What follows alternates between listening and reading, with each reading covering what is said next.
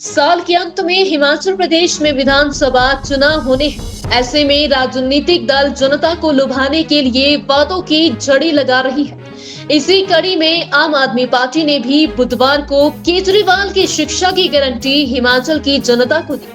दिल्ली के उप मुख्यमंत्री मनीष सिसोदिया ने जनता को हिमाचल प्रदेश के हर बच्चे को अच्छी और फ्री शिक्षा, दिल्ली की तरह सभी सरकारी स्कूलों को शानदार बनाने, दिल्ली की तरह हिमाचल प्रदेश में भी प्राइवेट स्कूलों को नाजायज फीस न बढ़ाने, सभी कच्चे शिक्षकों को पक्का करने के साथ शिक्षकों के सभी खाली पद भरने और शिक्षकों को शिक्षण के अलावा और कोई भी अन्य कार्य न देने की गारंटी दी। हम दोनों, मैं और माननीय मुख्यमंत्री भगवंत मान जी हिमाचल में आए हैं और हिमाचल की जनता के बीच हिमाचल के भविष्य के लिए, हिमाचल के बच्चों की तरक्की के लिए, हिमाचल के परिवारों की तरक्की के लिए केजरीवाल जी की तरफ से 5 शिक्षा गारंटियां हमने रखी हैं। इस अपील के साथ हिमाचल की जनता से कि आप इस बार आम आदमी पार्टी को वोट करें, आम आदमी पार्टी की सरकार बनवाएं।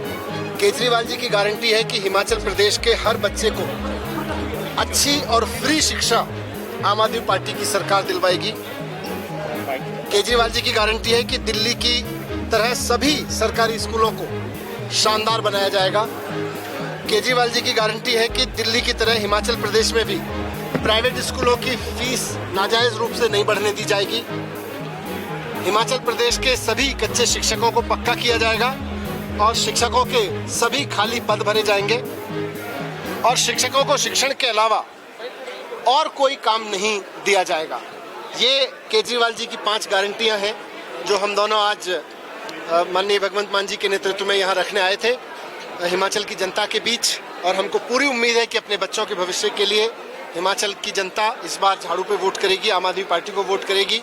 एक विनती मैं भारतीय जनता पार्टी के लोगों से भी करना चाहता हूँ, आप सरकार में हैं, देश में भी सरकार में है, राज्य में भी सरकार में है, ये जो शिक्षा जैसी चीज़ें हैं आप इनको फ्री की रेवड़ियाँ कह के इनका मजाक मत उड़ाइए।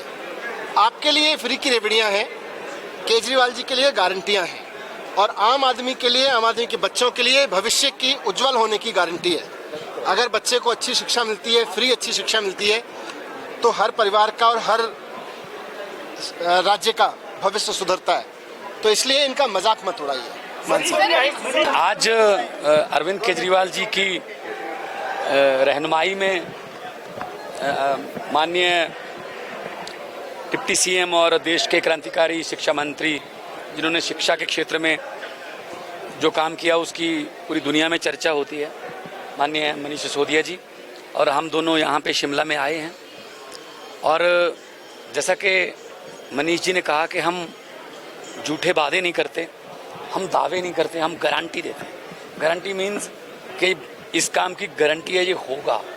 अभी 5 महीने हमारी सरकार को हुए हैं पंजाब में, तो हमने बिजली वाली गारंटी जो है वो पूरी कर दी। हमने मोहल्ला क्लिनिक की शुरुआत कर दी, वो गारंटी पूरी कर दी। गारंटियों के बिना भी जो करप्शन में या फिर जो ज़मीनें रसूखदार लोगों ने नाजायज कब्जा कर रखा था वो छुड़वा रहे हैं। तो जितनी भी गारंटियां आम आदमी पार्टी ने पंजाब में दी वो पूरी करेंगे, ज़्यादा ही करेंगे। जितना पैसा हमारे पास रेवेन्यू का आता जाएगा, क्योंकि हम लीकेज बंद कर रहे हैं, जितना बजट में वृद्धि होती जाएगी, खजाने में पैसा आता जाएगा, उतना ही पैसा हम लोगों पर खर्च करते रहेंगे। लोगों का पैसा लोगों पर इंफ्रास्ट्रक्चर के रूप में, स्कूलों के रूप में, फ्री बिजली के रूप में, इलाज के रूप में किसी न किसी तरीके से अगर लोगों के पास जाता है तो इसको मैं फ्री भी नहीं कहूँगा, इसको कोई रेवड़ी नहीं कहूँगा, ये लोगों का हक है। डेवलप कंट्री हैं कनाडा, अमेरिका, वो भी कैश पैसे जो है उन्होंने कोरोना के समय भी कैश पैसे अकाउंट में डाले, वहाँ इसको सोशल सिक्योरिटी कहते हैं। यहाँ इसको फ्री भी क्यों कहते हैं? लोगों का पैसा है जो पहले नेताओं की जेब में जाता था, अब वो वापस लोगों के पास जाएगा किसी न किसी रूप में। आज गारंटी जो शिक्षक हैं उनको कोई और काम नहीं दिया जाएगा, पंजाब में इसको किस तरह से? बिल्कुल, पंजाब में भी है।